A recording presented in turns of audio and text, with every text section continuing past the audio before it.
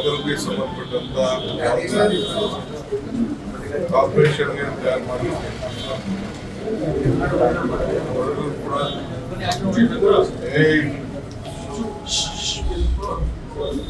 ಬೆಂಗಳೂರು ನಗರ ಸಂಬಂಧಪಟ್ಟಂತ ಎಲ್ಲ ಬ್ಲಾಕ್ ಅಧ್ಯಕ್ಷಗಳನ್ನ ಕರೆಸಿ ಸಭೆ ಮಾಡಿದ್ದೀವಿ.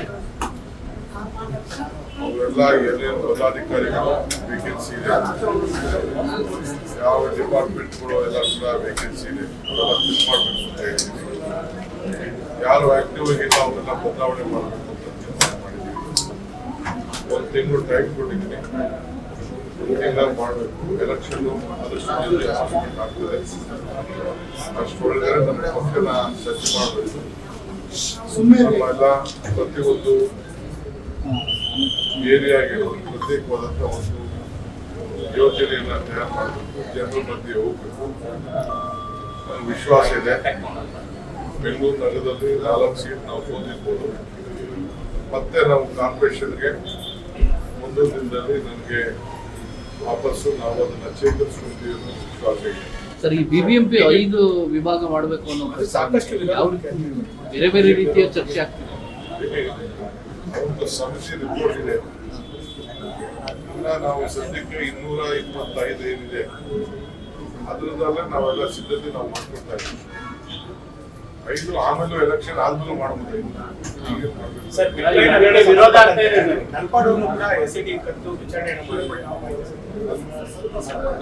ಮಾಹಿತಿ ಇಲ್ಲ ಸರ್. ಆಮೇಲೆ ಜೆಪಿಟಿಪಿ ಇದೇನಾದ್ರು ಸರ್ಕಾರ ರೆಡಿ ಇದೆ ಸರ್? ಜಿಲ್ಲಾ ಪಂಚಾಯತ್ ಎಲೆಕ್ಷನ್ ಎಲ್ಲ ಎಲೆಕ್ಷನ್ಸ್ ನಾವು ಮಾಡ್ತೀವಿ.